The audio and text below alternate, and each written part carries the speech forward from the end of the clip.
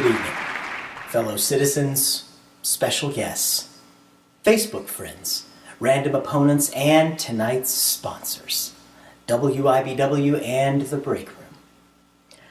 I come before you to formally apologize to my family who has stayed by my side through this difficult time, to my restaurant staff who have been bravely fielding calls on my behalf, but most importantly, to those who prompted me to convene this press conference, my opponents on Words with Friends, whose games I have left alone for far too long.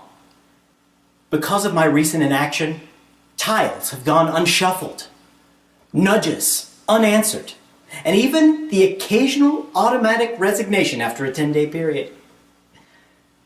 But I realize now that just one resigned game is too high a price for anyone to pay. I'm even guilty of the most egregious sin, not catching up on games while on the toilet. I foolishly squandered that time reading the New York Times, which, in my defense, is an entirely appropriate length for my particular diet. But we're here tonight to discuss being mobile, not bowel movements. Being mobile. We all carry in our pockets some of the most advanced technology ever made, over 100 times more powerful than what launched the space shuttle. It allows us to play Words with Friends at the gym, waiting at stoplights, and during press conferences. With traditional social responsibility on a sharp decline, our great nation must strive to improve our social gaming responsibility, from our hopeful youth to our dignified seniors. Tonight, hey, I'm only 39. I pledge to do my part for our online community. I promise to start living a life of integrity and interruption.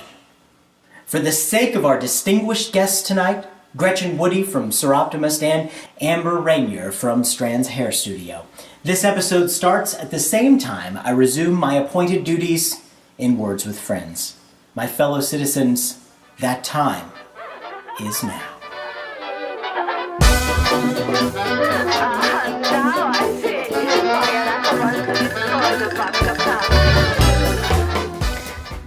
Look at how many points I get for Soroptomist. Well, folks, I am here with Gretchen Woody. She is with Soroptomist here in Topeka. It's a civic club. Does some wonderful things for the community. Gretchen, how you doing? Nice to see you. Hey, thanks for coming on the show. Really appreciate that. And so I'm a member of Rotary, so I'm a member of a civic club. I'm familiar with how all that works and everything. Soroptomist is kind of a mystery to me. I've known about it, and I kind of wanted to have someone from Soroptomist on to explain who you are and what you do. So let's have it. Well, a lot of people seem to think that because Optimist is in the name of Soroptomist that we came as a female version of the Optimist Club, but actually Kiwanis, a guy who was nationally involved in Kiwanis, in the 20s found out that there wasn't a women's professional organization and started it when he invited the president of a California university to his club and realized she was a woman. Wow. Yeah. So times have changed, haven't yes, they? since 1920s when women gained the right to vote, and then in 1931, Topeka chartered a Soroptomist club, and we've been part of the international organization ever since. Wow, and you think about that. In some people's lifetimes, these major things have changed, and you have to imagine that women coming together, organizing, and having a club, and being able to do that is, you have to wonder how much change was affected by that. Yes, and even Kansas history has been affected by that. But yeah, in 80 years, we celebrated our anniversary 18 months ago, and we did a timeline showing women in history over the last 100 years. Some of the gals that aren't such history fanatics didn't realize that women couldn't own property or the right to vote. They had just come along in the last 20, 30 years and realized in the last 40 years women have made strides and are now having the same jobs or could have the same jobs or even scholarships for athletics, which weren't available 30 years ago for women. So a lot has happened. And it's hard, I know, especially for, my generation, because, women have somewhat been treated equally, for that. In my life, a lot of those big things, the voting, the property, those things didn't exist in my lifetime. But we do have people alive today that they were issues for, well, even salary is still an issue because there was an article in both the Kansas City and Topeka papers here in the last couple of weeks that talked about how women's salary still isn't equivalent to the male. Then Soroptomist is trying to help empower women or help women become wage earners just like their male counterparts, is with our educational scholarship, the Women's Opportunity Award. Absolutely. So what are some of the things you guys do locally here that people might recognize or know about? Well, annually we've done the Women's Opportunity Award. Each year I'll talk to you more about that later. Locally, the thing that has really been our keynote service project in the last year has been Feeding Families, which is a cooking class that we do in partnership with Doorstep, K-State's FNEP program. They do the actual educational teaching part of it. And the great kitchen and childcare end of it is provided by First Church of the Nazarene at 10th and Buchanan. And then HCCI has been finding it fills a need for some of their clients and has been referring people to us. So it's a 4-week class. It's teaching basic cooking skills that some women just didn't get in high school because whatever reason, either their school didn't offer it or they didn't take it in high school. So it helps them learn how to prepare economic meals for their family at home. Excellent. That's a very grassroots kind of thing that Yeah. people need to know. Yeah. And we've helped with national disasters and international disasters in the last couple of years. We sent 200 pounds of linens to Haiti after the earthquake and about that many to Tennessee after the floods that happened there. There were 3 Soroptomist clubs in Tennessee that were devastated by the flooding there and sent them some linens to help them out. But locally, Feeding Families, and then annually we do this educational grant. That's the big news for us. Oh, tell us about that. Well, annually we've been doing an educational grant to help a single mom be able to pursue either vocational skills or job skills, like with a bachelor's degree sort of thing. But the big news is we have now, through an endowment, been able to partner or best use our finances with partnering with the Topeka Community Foundation. So anybody wanting to apply can find that information on the Topeka Community Foundation's website. Our former treasurer, Carla James, who was a longtime member of Soroptomist and served as our scholarship chair and as president and as treasurer, very involved in the club over a number of years, passed away last December unexpectedly. But as a legacy, her family decided that they would fund this scholarship for our club so that we never had to worry about fundraising, and it kind of was letting Carla live on forever in Topeka with being part of this scholarship. What a great way to remember somebody. Yeah. You remember them every year. Yeah. Yes. And applications are due by December 15th each year. So the educational grant is something that Soroptomists do throughout the United States, so that there's been, I'll cheat and look at my numbers now. That's great. For the 7th year in a row, the club, the association has given $1.5 million at club, region, and federation levels and helped over 1,221 women. That's quite a chunk of change there. Yeah. So while we're just one in Topeka, then our applicant, once she's selected, goes on to district, regional, and federation levels. So you could potentially end up with a $10,000 grant. So that's quite a bit, because she could use it for textbooks. And as a mother, she may have daycare expenses to have to deal with.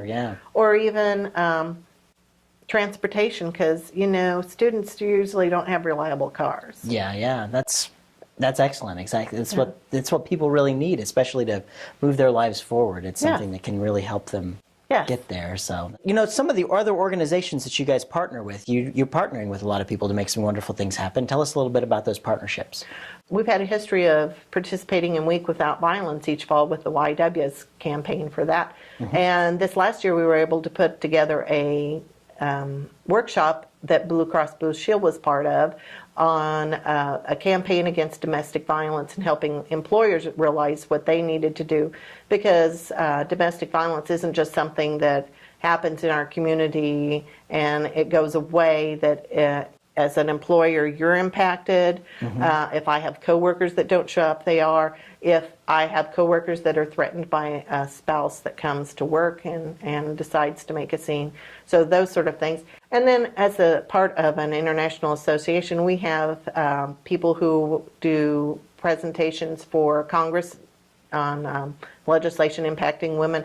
And we're also part of the UN's Economic and Social Council. So there's kind of a power of women working together that you don't have to worry about doing it yourself, but by being part of an international association, there's some power to getting things done on a large scale. And there are a lot of things happening, politically in the world right now that affect women's rights. We kind of may not even think about them or even know when they're up there.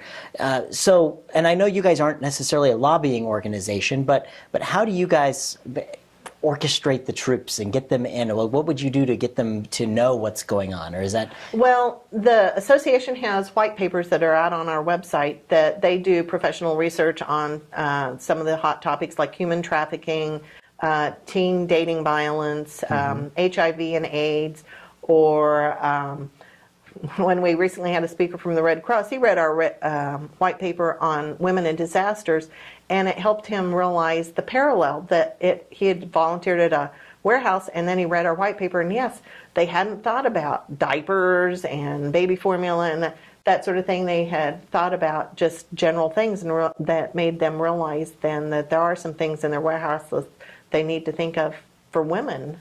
Yeah. Like basic hygiene things. Yeah, things that anybody needs in order to survive. Yeah. So those sort of things help on a big scale as far as informing and educating on international issues. As far as the clubs getting involved, we can help, larger clubs help fund international projects that we have. A club within our district that's helping with a clean water project, one that's helping with birthing kits in Haiti, so that there's not an infant mortality rate as high as it is. They help have clean tools and basic ed for infants and expectant mothers. It depends upon the club and their involvement, and each club decides on which community service projects they do that fit their community. So ours changes over time. I've had some, challenges in trying to explain, because in Rotary we have a lot of community service projects that we work on, and you kind of go back to that whole thing of Rotary was established to eradicate polio. That was the number one goal, and now there's polio's only in like 2 countries. So now what are you going to do? Yeah, exactly. But was there an underlying theme like that say the eradication of polio? Like, was there something like that Soroptomist started for? The big thing for the last 40 years that I have done any research on has been education and encouraging women to get an education and helping them, because women with a high school education cannot support a family, and they're finding that it relates to education for women who are coming out of domestic situations or for human trafficking. That lack of education also relates then to self-esteem and empowerment, to being able to raise your kids to feel comfortable about themselves and do well in school. It all relates back to having an education. Yeah. So, well, education is key in pretty much everything we do, isn't it? Yeah, and start reading to your kids early. But, absolutely.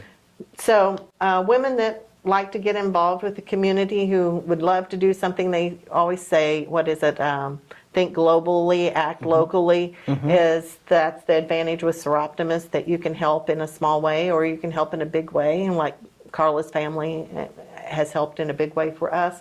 But there's opportunities with the club to get involved locally and make a change in somebody's life, or get involved big time and volunteer for something that is on an international scale. Let's say someone wants to get involved with Soroptomist.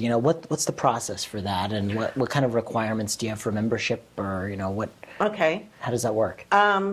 because Soroptomist started a Live Your Dream campaign to help every woman live her dream, we encourage women, if they want to get involved, that they can even start as a volunteer. They don't even have to be a member to volunteer with us. So Excellent. anybody that wants to help with a cooking class or something that we're doing in the community, we like to do parades. That's the fun part. Get out and do things. We were talking about bubble machines and parades earlier. But come and visit and visit our webpage, come visit us on Facebook, come to one of our activities and get involved and see what we're doing. There are dues that are paid, and there's a payment plan if somebody thinks that that's, kind of scary to pay dues to be a member. I know you guys do them, I think, quarterly. And Yeah, we have quarterly dues. Is there, like, you have to have sponsors to get into the club? No. Or anybody who wants to come in can just come in? It's in the past, it used to be related to your career and that sort of thing, and things have really opened up in the last 2 years. They're making strides, realizing that women in all sorts of different careers want to be. So it says professional and business women. Well, there are women now that work at home that have professions that, they don't have to be in an office anymore to be a professional woman. So Sure. times have changed. So if you're interested, I have to say even some clubs have men as members. So, things have really opened up that as long as you believe in our mission and really want to help with what we're working on, we'd be glad to have you. Very good, very good.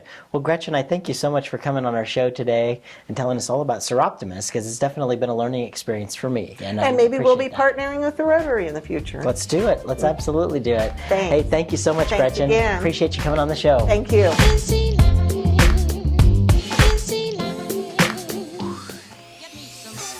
You had a plenty money, money to get me some money, money. Had a plenty money to get me some money. Well, I'm here with Amber Renyer. She is the owner of Strandz Hair Studio. How you doing, Amber? I'm good, thank you. Hey, I'm so glad to have you on the show here. Thank you. I understand that Strandz is going to be celebrating a birthday, and I think it's a pretty notable birthday, and we're glad to have you on the show for it. Thank you.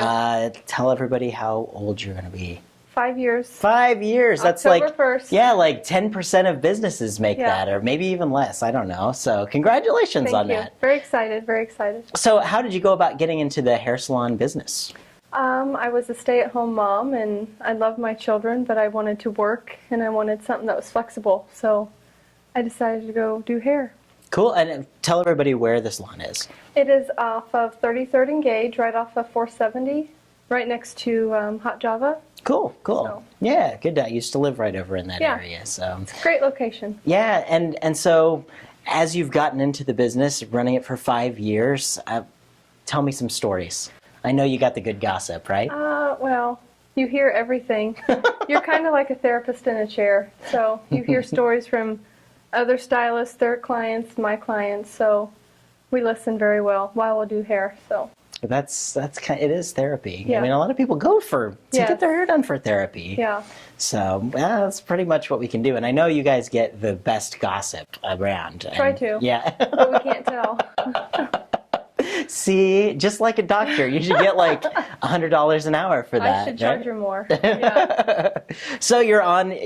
You opened 5 years ago, Mm-hmm. and what were some of the challenges you faced as getting it all together and opening the business? Well, trying to, when I opened, I had 2 stylists that came with me from previous salons. So we have 7 chairs in the salon, trying to, get good people who want to do hair work there. And Right. so that was one of the challenges, which is great. We have all 7 full, and just building up your clientele, because once you move, sometimes people don't want to move with you, but it's a great location. It's been great. Yeah, that's So, cool. Yeah. Well, I know several people that are hairstylists, Mm-hmm. and I know a couple of people that have their own salons, and kind of going from hairstylist to salon owner. What kind of things would you say you didn't necessarily expect?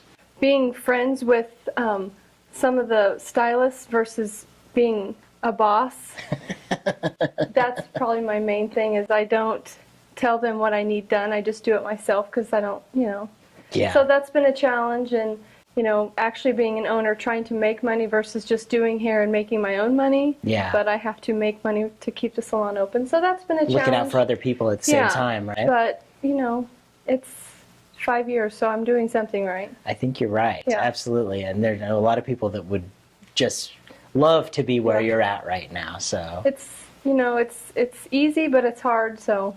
yeah. And how do you think, say doing business in Topeka as a studio, as you're doing, what would you say it's like here in Topeka as opposed to, say, where you might be theoretically anywhere else? Prices, you have to be comparable to other salons. And, Lawrence is a big place people go to get hair. So trying to be comparable and not being too expensive because, it is Topeka and you want good quality, but you don't want, high prices too. So trying to keep in the middle. Yeah, keeping the cost effective, Yes. Absolutely. And I know some of the folks like in the hairstylists, they will rent chairs. Like, do they work for the salon? Do they rent space from the salon? They How's that are work? booth renters. So, that's another thing is I own the place, but I'm not really their boss. They're their own boss. So That's kind of good. it is. So yes, I'm a booth renter salon. That's cool. Yeah. I think that's pretty cool, actually. And a lot of, hairstylists, they're independently employed, Yeah. and it's they pretty like that. interesting. Yeah. They I set think their own hours, and so that's almost one of the draws of why people, I think, go into hair. in the first place. Yeah. Well, I thank you so much, Amber, for coming on the Thank show you for today. having And just chatting with us. I really appreciate that. Yeah. Unfortunately, I can't let you leave until we do the lightning round here. We're going to ask you a bunch of silly questions and see where we end up. Are we ready Love to do it. this? I'm ready. All right. 60 seconds on the clock and go. What was your first job? Mr. Good Sense. Oh, that's cool. Let's see. Do you prefer cats or dogs? Dogs. All right. In your opinion, what was the greatest movie ever made? Pretty Woman. All right. Give us one word that best describes your personality. Mellow. Oh, good one. Do you prefer Facebook or Twitter? Facebook. Good. Let's see. If you were going to throw a party, what would the theme be? Ugh, I'm not a party animal. I don't know, casinos. Oh, that could be Vegas. fun. That could be fun. Why throw a party? Just go, right? Yeah. Let's see. Where'd you attend high school at? Washburn Rural. Very good. If you took a weekend staycation in Topeka, what would you do? Whatever my kids would love to do. That's a good question. Yeah. Good question. If your house is on fire, your family and pets were safe, what's the first thing you'd grab on your way out? Pictures. All right, good one. And I know our time's all up right now, but what's your favorite television show to watch every Tuesday night at 9:30 on my TV? Talk about Topeka. Hey, there we go. Thank you so much for coming by, and Thank you. good luck to another 5 years. Yes, I hope so. Thank you. Absolutely. Triple points on Palomino. Take that, Max Ellis. Thanks again to Gretchen Woody and Amber Renyer. This episode was sponsored by the WIBW channels and The Break Room. Try their new lunch specials or stick to the same reasonably priced classics. Remember to check out the Topeka newsletter, our master list of all the cool stuff happening in Topeka. And as usual, we'll be up all night waiting by our inboxes with a pint of Ben & Jerry's. I'm Chris Schultz. We'll be back next week.